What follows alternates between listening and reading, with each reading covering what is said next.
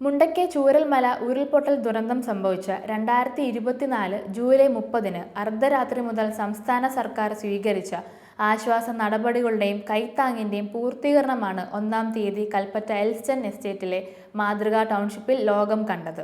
അതുകൊണ്ട് അവസാനിക്കുന്നില്ല. ഒരു ദിവസം പോലും പാഴാക്കാതെ മുഴുവൻ ദുരന്തബാധിതരെയും ഒരു കുടക്കീഴിൽ ചേർത്തു നിർത്തുന്നതിനായുള്ള പരിശ്രമങ്ങൾ തുടരുകയാണ്. ബാക്കി വീടുകൾ കാലവർഷം എത്തുന്നതിന് മുമ്പ് പൂർത്തിയാക്കി നൽകുമെന്ന് ആദ്യഘട്ട വീടുകൾ കൈമാറിയ ചടങ്ങിൽ മുഖ്യമന്ത്രി പിണറായി വിജയനും റവന്യൂ മന്ത്രി കെ രാജനും വ്യക്തമാക്കിയിരുന്നു. അത് അക്ഷരം പ്രതി നടപ്പിലാക്കുമെന്ന് അവിടെ കൂടിയിരിക്കുന്ന 10,000-കണക്കിന് ആളുകൾക്ക് മാത്രമല്ല, കേരളത്തിലെ മുഴുവൻ ജനങ്ങൾക്കും ലോക മലയാളി സമൂഹത്തിനും ഉറപ്പു തന്നെയാണ്.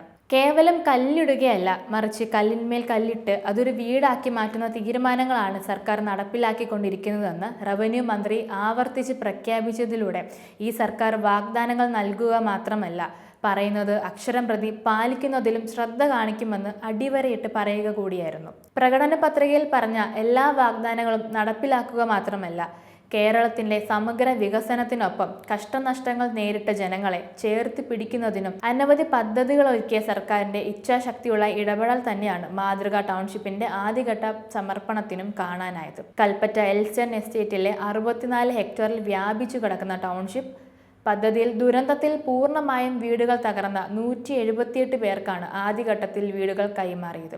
ടൗൺഷിപ്പിൽ നിർമ്മാണം പുരോഗമിക്കുന്ന ബാക്കി 232 വീടുകൾ കാലവർഷത്തിന് മുമ്പ് കൈമാറുമെന്ന് ചടങ്ങിൽ വെച്ച് പ്രഖ്യാപനമുണ്ടായി. ദുരന്തത്തെ അതിജീവിച്ചവർക്ക് പേരിനൊരു വീട് നൽകുകയായിരുന്നില്ല സർക്കാരിന്റെ ലക്ഷ്യം, മറിച്ച് ഉറ്റവരെയും ഉടയവരെയും നഷ്ടപ്പെട്ട മനുഷ്യരെ ജീവിതത്തിലെ സർവ്വ സമ്പാദ്യങ്ങളും ഒരൊറ്റ രാത്രി കൊണ്ട് ഒഴുകിപ്പോയ നിസ്സഹായവരെ ഒന്നിച്ചു നിർത്താനും ശാശ്വതമായ ആശ്വാസ നടപടികൾ സ്വീകരിക്കാനുമുള്ള പ്രവർത്തനങ്ങളായിരുന്നു സർക്കാർ സ്വീകരിച്ചത്. അത് സാധ്യമാക്കാൻ വലിയ കടമ്പകളും മറികടക്കേണ്ടതുണ്ടായിരുന്നു. അനുയോജ്യമായ സ്ഥല ലഭ്യത മുതൽ കേന്ദ്ര സർക്കാരിന്റെ സഹായ നിഷേധങ്ങളെ വരെ അതിജീവിച്ചാണ് കൽപ്പറ്റ നഗരത്തോട് ചേർന്നുള്ള എസ്റ്റേറ്റ് ഏറ്റെടുത്ത് ഇന്നു കാണുന്ന നിലയ്ക്കുള്ള ടൗൺഷിപ്പ് യാഥാർത്ഥ്യമാക്കിയത്. ഒറ്റ രാത്രി കൊണ്ട് എല്ലാം നഷ്ടപ്പെട്ട ഒരു ജനതയെ ചേർത്ത് പിടിക്കാൻ തയ്യാറായ മനുഷ്യരുടെ സ്നേഹത്തിന്റെ കൂടി പൂർത്തീകരണമാണ് ഈ മാതൃകാ ടൗൺഷിപ്പ്. 773.98 കോടി രൂപയാണ് വയനാട് ദുരന്തത്തിനിരയായവരെ സഹായിക്കാനായി ദുരിതാശ്വാസ നിധിയിലേക്ക് സംഭാവന ചെയ്യപ്പെട്ടത്.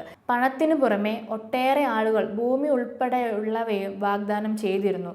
വിവിധ സംസ്ഥാന സർക്കാരുകളും സംഘടനകളും വ്യവസായ സ്ഥാപനങ്ങളും വ്യക്തികളും സഹായഹസ്തം നീട്ടി. വീടുകൾ മാത്രമല്ല, അവിടെ ജീവിക്കാനെത്തുന്ന മനുഷ്യരുടെ എല്ലാവിധ ആവശ്യങ്ങളെയും മുന്നിൽ കണ്ടുകൊണ്ടുള്ള സമഗ്രമായ ആധുനിക സജ്ജീകരണങ്ങളോടുകൂടിയുള്ള ടൗൺഷിപ്പ് തന്നെയാണ് സർക്കാർ സംഭാവന ചെയ്തത്.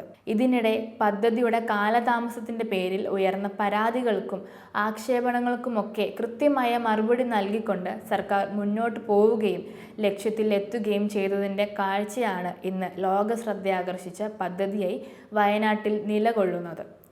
ടൗൺഷിപ്പിൽ നിർമ്മിച്ച എല്ലാ വീടുകൾക്കും ആവശ്യത്തിനുള്ള ഫർണിച്ചറുകളും ലഭ്യമാക്കുമെന്ന് ഉദ്ഘാടന ചടങ്ങിൽ മുഖ്യമന്ത്രി പ്രഖ്യാപിച്ചത് വലിയ കയ്യടികളോടെയാണ് വൻ ജനാവലി സ്വീകരിച്ചത്. എന്തു കൊടുത്താലും എത്ര കൊടുത്താലും അതൊന്നും ഉരുൾപൊട്ടൽ ദുരന്തത്തിനിരയായവർക്ക് മതിയാകില്ലെന്ന് സർക്കാരിനും പൊതുസമൂഹത്തിനും വ്യക്തമായ ബോധ്യമുണ്ട്.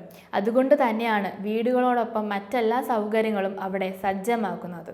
Community hall, disaster shelter, football മൈതാനം, ഡിസാസ്റ്റർ മെമ്മോറിയൽ, കടമുറികൾ, മെറ്റീരിയൽ കളക്ഷൻ സെന്റർ, തടയണയും ജലാശയവും, സീവേജ് ട്രീറ്റ്മെന്റ് പ്ലാന്റുകൾ, ഭൂഗർഭ വൈദ്യുതി വിതരണ ശൃംഖല, വെള്ളം ഒഴുകുന്നതിന് ഡ്രെയിനേജ് സംവിധാനം, വാട്ടർ ടാങ്ക്, എല്ലാ വീടുകളിലും സോളാർ പവർ പ്ലാന്റ് എന്നിവയും ടൗൺഷിപ്പിൽ ഒരുങ്ങുന്നുണ്ട്.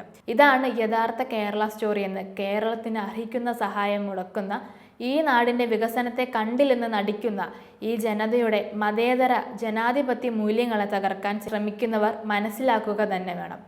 മാതൃകാ ടൗൺഷിപ്പിന്റെ ആദ്യഘട്ട സമർപ്പണ ചടങ്ങിൽ മുഖ്യമന്ത്രിയിൽ നിന്നും വീടിന്റെ രേഖകൾ ഏറ്റുവാങ്ങാനെത്തിയ പിഞ്ചു കുഞ്ഞ് അദ്ദേഹത്തിന്റെ മടിയിലിരിക്കുന്ന കാഴ്ച ലോകം ആഹ്ലാദത്തോടെയാണ് കണ്ടത്.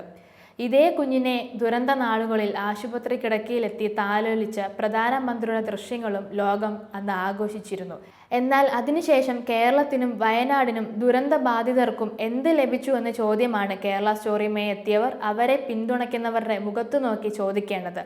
കേരളത്തിന് പറയാൻ മാത്രമല്ല ചൂണ്ടിക്കാട്ടാനും ഒരു ലോക മാതൃക ഇവിടെയുണ്ട്. എല്ലാ മനുഷ്യരും ഒത്തൊരുമിച്ച് പാർക്കുന്ന ലോക നിലവാരമുള്ള ഒരിടം.